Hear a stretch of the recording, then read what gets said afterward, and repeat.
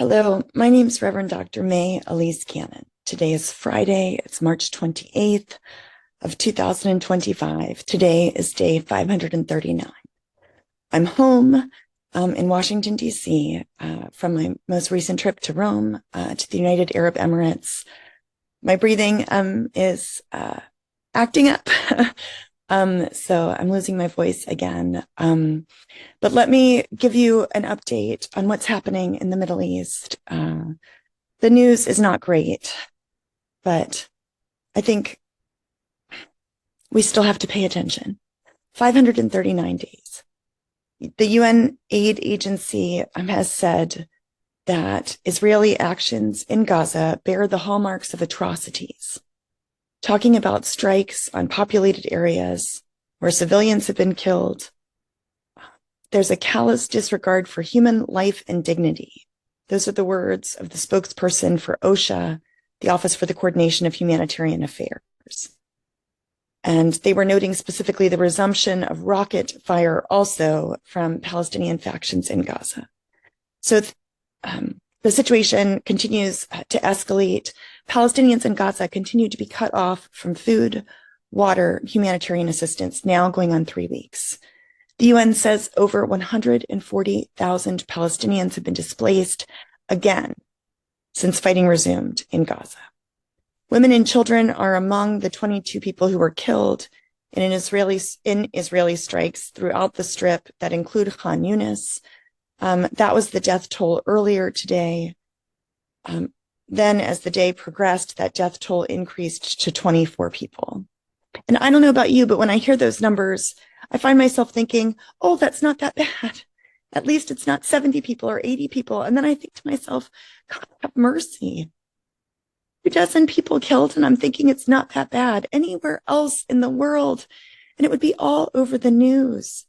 And this is after 539 days. So my prayer is may we not become complacent. An update from the Ali Hospital. These are our partners. This update is from the American Friends of the Episcopal Diocese of Jerusalem. In the last week alone, the hospital has faced a wave of fresh casualties. Medical teams have worked beyond exhaustion. They're treating newly wounded. Essential services are at a near collapse. The dedicated staff has more than 140 professionals, many just volunteers. They continue to risk everything to serve those in need of care.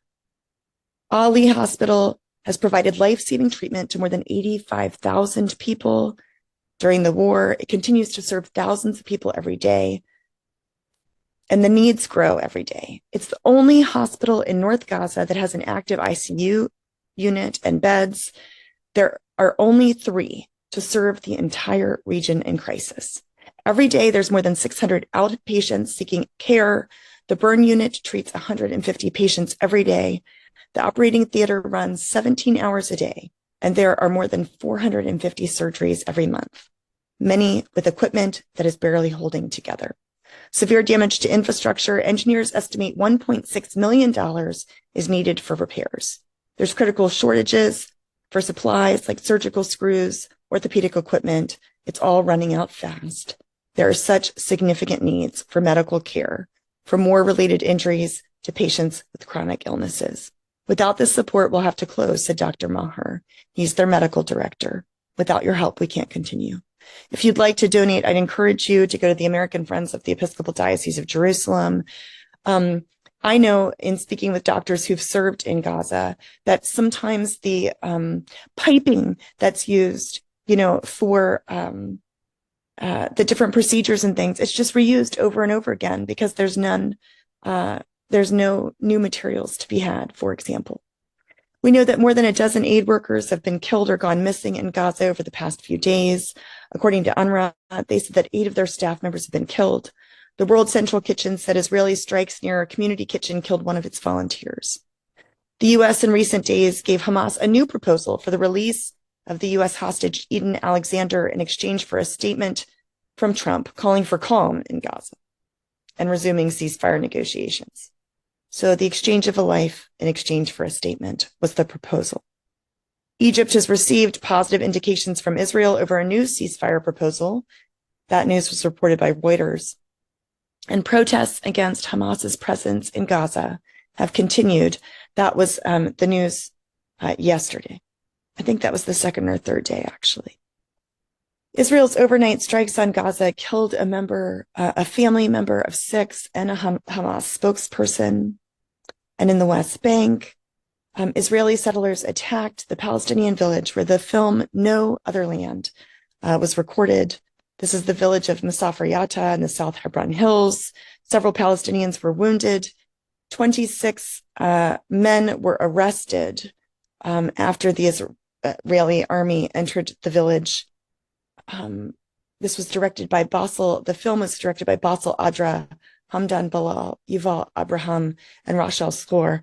I was reading some of the social media posts, and Yuval, the Israeli co-director, is just being lambasted as being a traitor to his country, as spouting lies.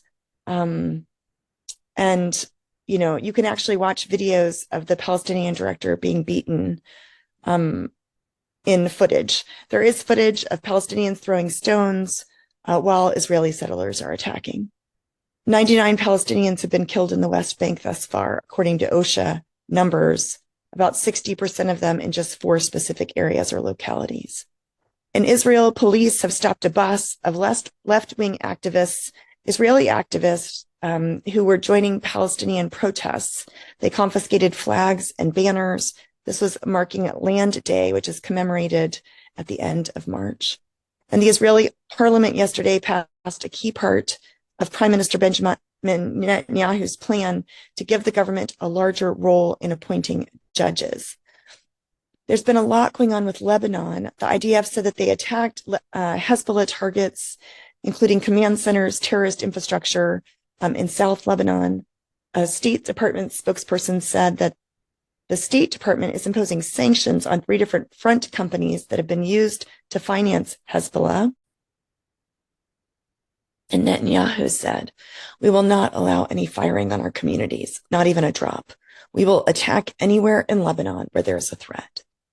The Lebanese army said it identified a site where rockets were launched from South Lebanon in the Nabatea area. It was conducting an investigation about who launched them. French President Macron said that the Israeli strikes on Beirut were unacceptable, that he was unaware of any attacks by Hezbollah or military activity in South Lebanon. He called for Israel to withdraw from the 5 outposts where it still remains in South Lebanon. And the IDF said it attacked a drone storage facility in Beirut's Dahiya neighborhood, used by Hezbollah's Air Force unit.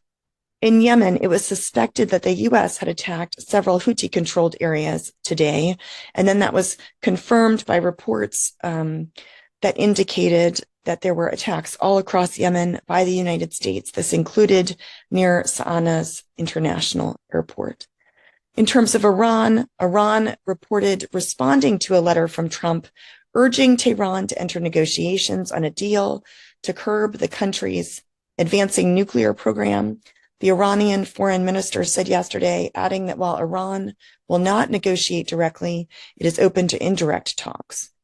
Iran's parliament speaker says that U.S. bases will be struck if President Trump strikes Iran. That was in response to the warning of military consequences for Iran in the absence of a new nuclear deal.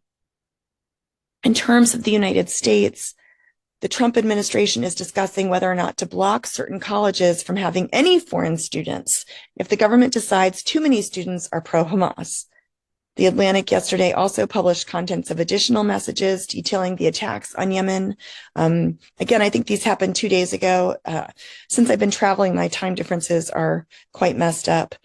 A federal judge yesterday ordered that the Trump administration preserve senior officials' Signal chats related to the Yemen strikes, and phone numbers linked to Signal and WhatsApp accounts, email addresses, and passwords belonging to Waltz, Gabbard, and Hegseth can be found on the internet, according to a German newspaper. So there's still significant conversations about this security breach. The Trump administration stopped funding the national database tracking domestic terrorism, hate crimes, and school shootings. And a U.S. judge weighed in on the venue change in the case of the Columbia student Mahmoud Khalil, who, of course, was detained over his pro-Palestinian activism. The Trump administration cited an archaic law to justify deporting him, alleging that his actions hurt U.S. foreign policy interests. There hasn't been a decision, but the time frame said that it will be very quickly. Masked DHS agents on Tuesday detained a Turkish PhD student from Tufts without explanation, but later said that they believed the student was engaged in activities in support of Hamas. And a district judge yesterday declined to issue an order temporarily restraining government officials from taking steps to deport a Cornell University student whose visa was revoked over participation in campus demonstrations. They said that the student did not meet the high burden for the orders sought. The State Department has revoked more than 300 visas over students taking part in pro-Palestinian protests. And on the political front, earlier today, Trump withdrew his nomination of Representative, this was again yesterday, Elise to be the next U.S. ambassador to the UN.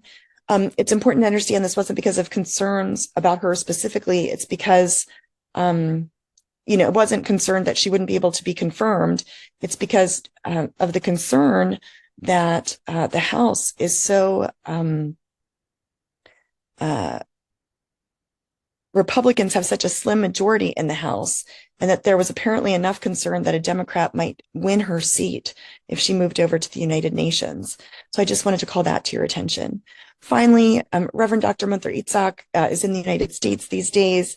He's on a book tour for, his new book, This is Christ in the Rubble, Faith, the Bible, and the Genocide in Gaza. And I would really encourage you to pick this up.